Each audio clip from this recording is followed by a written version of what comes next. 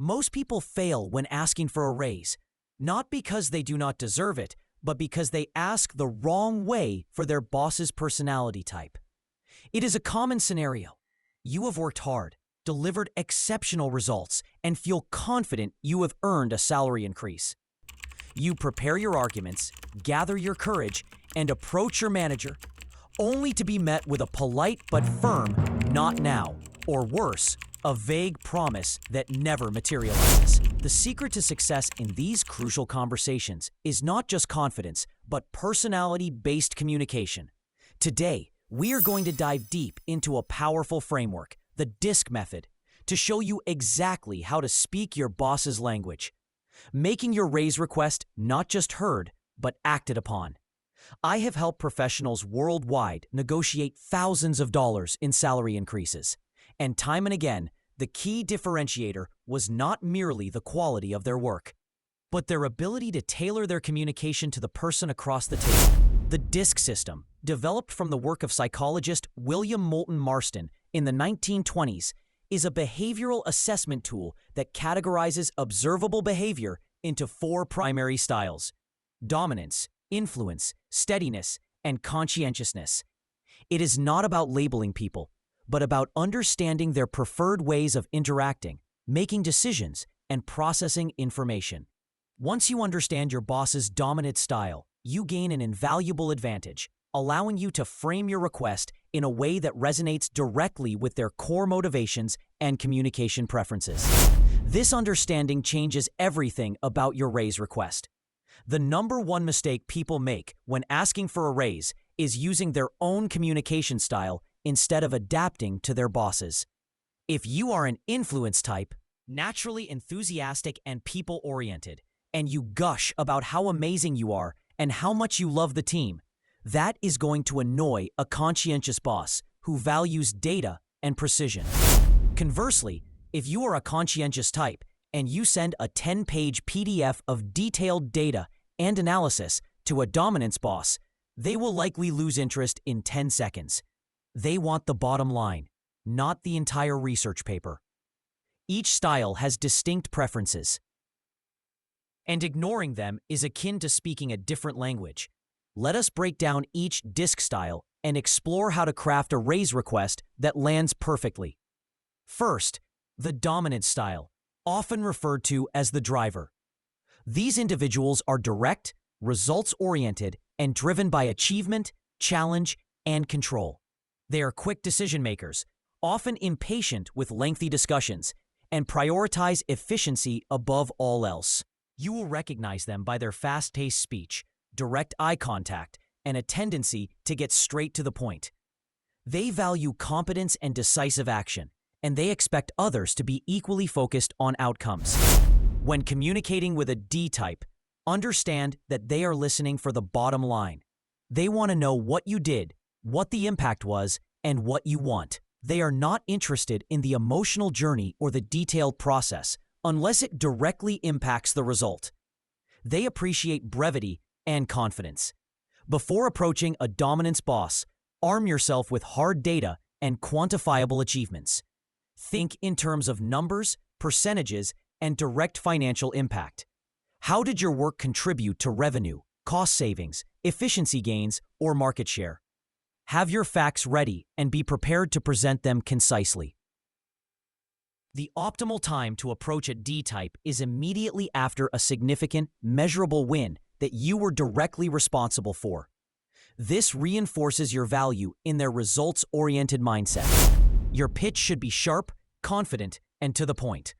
Start with the most impactful result, state your request clearly, and connect it directly to your contribution. Avoid hedging or excessive apologies. Frame your request as a logical consequence of your demonstrated value.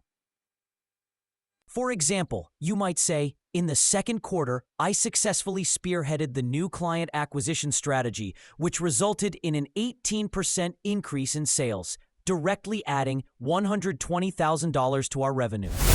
Given this measurable impact on our company's growth, I would like to discuss adjusting my compensation to reflect this level of contribution."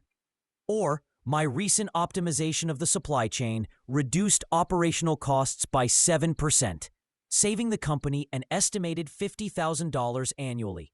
I am confident in my ability to continue delivering such results, and I believe my salary should be commensurate with this proven value. Do not bring a lengthy presentation. Do not dwell on your feelings or the effort you put in without linking it to a tangible outcome. And absolutely do not waffle or appear indecisive. They will lose interest quickly.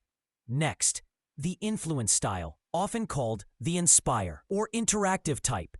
These individuals are warm, energetic, and love brainstorming. They are people-oriented, enthusiastic, and thrive in social environments. They are often optimistic, persuasive, and enjoy being the center of attention.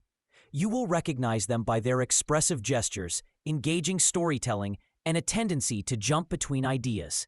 They value recognition, social interaction, and new opportunities. When communicating with an I-type, keep it light, positive, and vision-focused. They respond well to enthusiasm and big-picture ideas. They are less interested in minute details and more in the overall positive impact and future possibilities.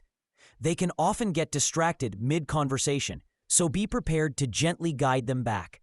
Before approaching an influence boss, focus on how your work contributes to the team's success, the company's vision, or positive relationships. While results are good, frame them in terms of excitement and future potential. Think about how your growth aligns with the company's growth. The ideal time to approach an I-type is after a successful team project, a positive client interaction, or during a vision-setting meeting. They are most receptive when feeling inspired and optimistic about the future. Your pitch should be positive, enthusiastic, and connect your personal growth to the broader success of the team or company. Emphasize collaboration and future contributions. For example, you could say, "I am incredibly excited about the direction we are going as a team, especially with the success of Project Phoenix. My contributions, particularly in fostering client relationships, have helped us achieve X, and I am eager to take on even more responsibility. I would love to talk about how my role and my salary can grow with the company as we continue to innovate and expand." Or, "I really enjoy the dynamic environment here and feel I am making a significant impact, especially with the positive feedback we received on the recent marketing campaign. I am looking forward to contributing even more to our future successes, and I would like to discuss adjusting my compensation to reflect my growing value and commitment to our shared vision." Avoid being overly formal, presenting too many dry facts, or focusing solely on past achievements without linking them to future potential. They want to feel inspired and see the exciting path ahead. Third, the steadiness style, often known as the supportive or stable type. These individuals are loyal, consistent, and value trust and stability. They are patient, good listeners, and prefer a predictable environment. They are excellent team players and are often the glue that holds a group together. You will recognize them by their calm demeanor, thoughtful responses, and a preference for established routines. They value security, harmony, and genuine relationships. When communicating with an S-type, emphasize trust, reliability, and your long-term commitment. They dislike sudden changes or high-pressure tactics. They need reassurance and time to process information. They appreciate a steady, consistent approach. Before approaching a steadiness boss, highlight your consistent performance, your reliability, and your dedication to the team and company over time. Focus on how you have been a stable, dependable asset. Gather examples of how you have supported colleagues, maintained processes, or contributed to a harmonious work environment. The best time to approach an S-type is during stable periods. Perhaps during a regular one-on-one meeting or a performance review. They prefer planned discussions over spontaneous ones and value a sense of continuity.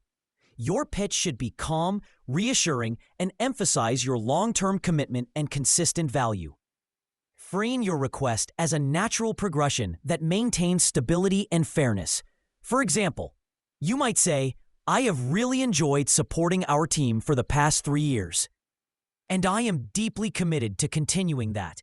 I value the stability and collaborative environment here, and I believe my consistent contributions to X and Y have been instrumental. I would like to review my salary so it accurately reflects the value I consistently bring and my dedication to our shared future. Or, I appreciate the trust you have placed in me over the past few years, and I am proud of the consistent results I have delivered, particularly in maintaining our operational efficiency. I am looking forward to many more years of contributing to this team, and I would like to discuss an adjustment to my compensation that reflects my ongoing commitment and the reliable support I provide. Avoid being pushy, demanding, or introducing radical new ideas. They value a sense of security and continuity, so frame your request as a logical, stable step forward. Finally, the conscientiousness style, often referred to as the calculators or compliant type. These individuals are detail-focused, analytical, and precise. They value accuracy, logic, and high standards. They are systematic, cautious, and prefer to work within established rules and procedures. You will recognize them by their thorough questions, their need for data, and their methodical approach. They value quality, expertise, and correctness. When communicating with a C-type, present data, proof, and logical arguments. They need to understand the rationale behind everything. Never go in unprepared. They will scrutinize your claims, so ensure your information is accurate and well supported. Before approaching a conscientiousness boss, gather comprehensive data. This includes market research for your role's salary, detailed reports of your project results, performance metrics, and any other objective evidence that supports your claim. Organize your information logically and be prepared to answer detailed questions. The ideal time to approach a C-type is in a planned review meeting or a dedicated discussion where they have time to analyze the information. They appreciate a structured, well-organized approach. Your pitch should be factual, logical, and evidence-based. Present your case with precision and objectivity. For example, you might say, based on comprehensive market research, the average salary for my role with my level of experience and responsibilities is X.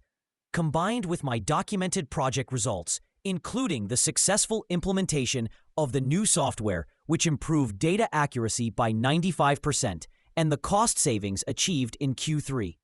I would like to discuss a raise that aligns with both market standards and my proven contributions. Here is a detailed report outlining these points. Or, my analysis indicates that my current compensation is below the industry average for someone with my specific skill set and the scope of my current projects. I have prepared a document detailing my key achievements, such as reducing error rates by 15% and optimizing our reporting processes, which have demonstrably improved efficiency. I would like to discuss adjusting my salary to reflect this value and ensure it is consistent with industry benchmarks. Avoid emotional appeals, vague statements, or unsubstantiated claims. They need facts, figures, and a clear, logical argument to be convinced. Beyond understanding each style, there are some universal truths. Always collect measurable achievements, market salary data, and recent wins. However, the way you present this information must match their disc type. For dominance types, present it right after a big win. For influence types, after a vision meeting or a successful team event. For steadiness types, during stable periods, perhaps in a scheduled one-on-one. For conscientiousness types, in a planned review meeting where they have time to analyze your data. When you begin the conversation, start with rapport, deliver your tailored pitch, and end with a clear, confident ask. What if they say not now? This is where your disc knowledge becomes even more critical. A dominance boss will often respect persistence if you return with new, even greater results. An influence boss needs to see a future vision where your growth benefits the team's exciting new endeavors. A steadiness boss needs reassurance that the change will not disrupt harmony and that you remain a loyal, consistent team member. A conscientiousness boss needs more data, more proof, or a more refined, logical argument. Remember that some bosses are blends, like a dominance influence or a steadiness conscientiousness. When in doubt, lead with their dominant trait, then support with the secondary one. For instance, with a dominance influence boss, start with the results, then transition into the exciting future possibilities. Ultimately, asking for a raise is not about luck or simply deserving it. It is about strategic communication, about understanding the person you are speaking to, and about presenting your value in a language they understand and appreciate. The DISC system gives you that dictionary, empowering you to navigate these critical conversations with confidence and a significantly higher chance of success. What about you? Which DISC style do you think your boss is? And what has been your experience when asking for a raise? Share your thoughts in the comments below.